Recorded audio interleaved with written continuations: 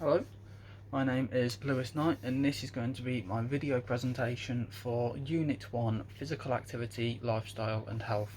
So firstly, as just an introduction to the topic, we have the question, what is physical activity? And physical activity can be described as any bodily movement produced by skeletal muscles that requires an energy expenditure, and that definition has came from the World Health Organization in 2024, and it also refers to all movement including during leisure time, for transport, or as a part of a person's work or domestic activities, such as just any sort of physical activity that you do outside for fun. It can also just mean a basic walk down to the shop or a walk down to the post office, if it comes to that, as having minutes of physical activity performed. Now then, next we have the question, what is the relationship between physical activity, lifestyle factors and well-being?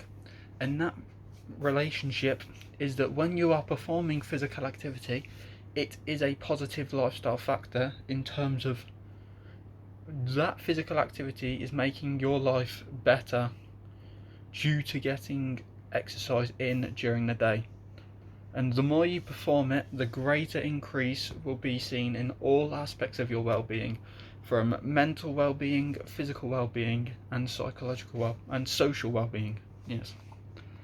Which brings us on to the next subject, the benefits of exercise physically, socially, and psychologically.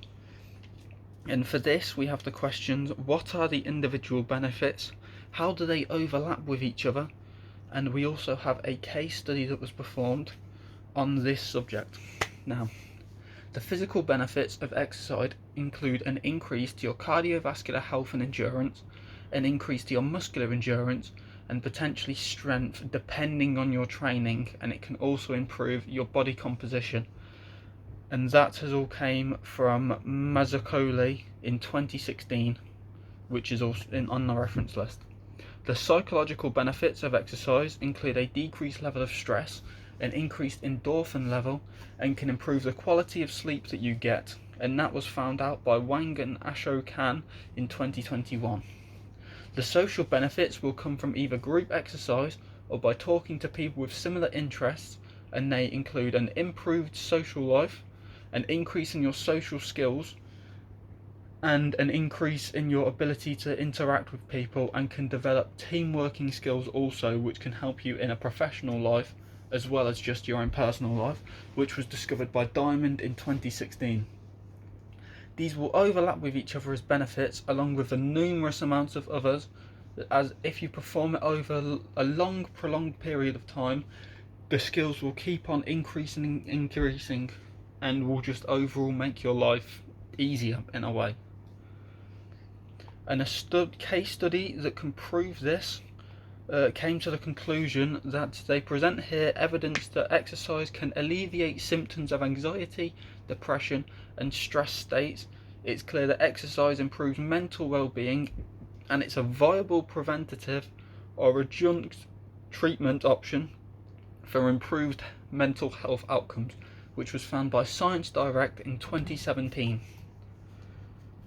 Next, we have the physical activity guidelines. Now, the question for this is, who provides these guidelines?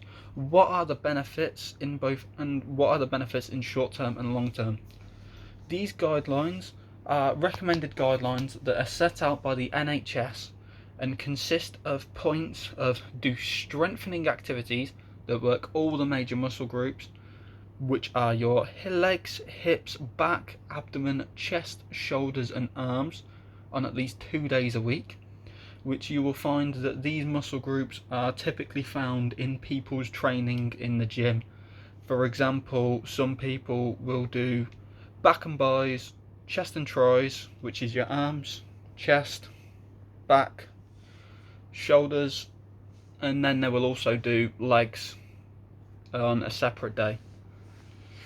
Also, another point is to do at least 150 minutes of moderate intensity activity a week, or 75 minutes of vigorous intensity activity a week, depending on what you're training for. Next is to spread those exercise evenly over a 4 to 5 day period of the week, or if possible every day. However, that is improbable for most people due to scheduling and potentially other aspects which we will go into later. And the last point is to reduce time spent sitting or lying down and break up long periods of not moving with physical activity. And all of these were provided from the NHS website, which was most recently updated in 2024.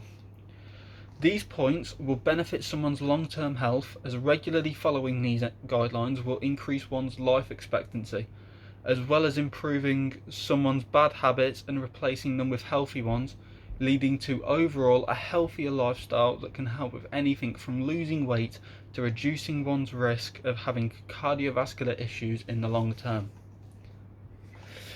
The next area is going to be the impact of lifestyle factors and health, and the questions are going to be: what lifestyle factors will affect your overall health and the direct influence that they have. So, lifestyle factors have a major effect on people's health in both short and long term capabilities.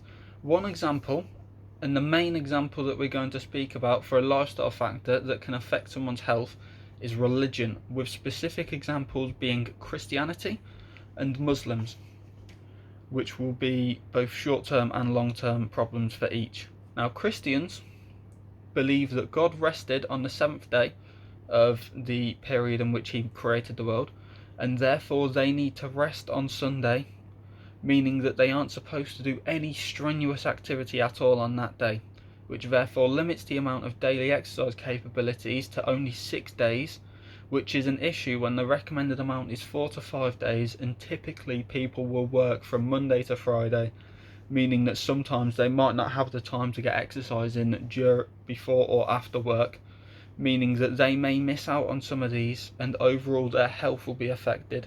Physically, because they're not able to exercise as much. Psychologically, their health will be affected because in their mind they wanted to work out but then couldn't, and potentially socially as well, because they haven't been able to go out and interact with others on that day because they were at work. And all of this was found by Olson in 2016.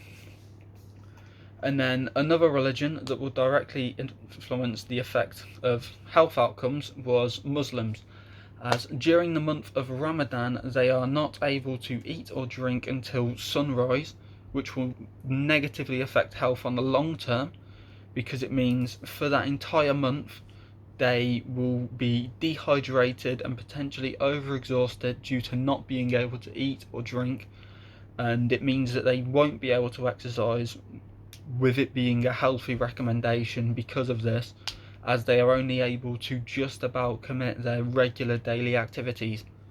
And that was found by Chamari, Aziz, A.R. Jamai, Saif Rafi, Khaladi, Bragazi, Shawawi, Shaturu and Sad in 2023.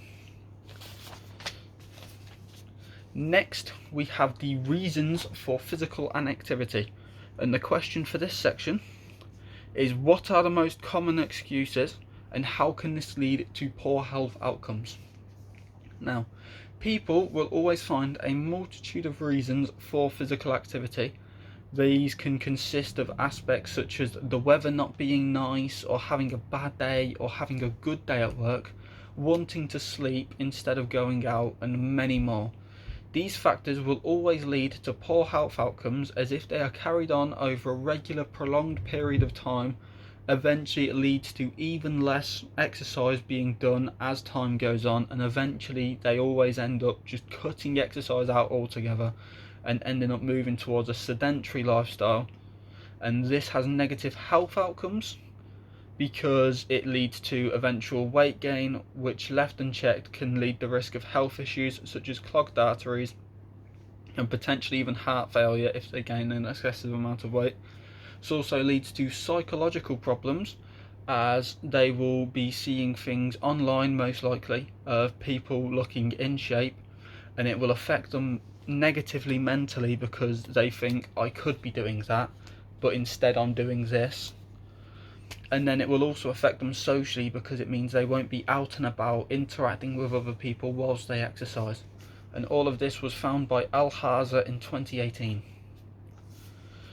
The last area is an evaluation of lifestyle choices and health. And the questions for this are: what factors influence health decisions, and how can poor choices influence health risks, and what change can be done to make these positive outcomes? Now, health decisions can be a huge motivation for people getting into physical activity, or in one extreme case that we're going to speak about, getting out of physical activity.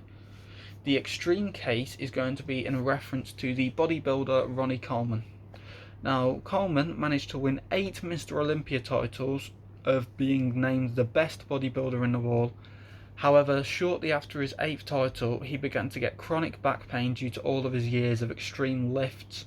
For example, a 1,000 kilogram leg press that he did relatively late on in his career, that could have had very bad effects if it went poorly.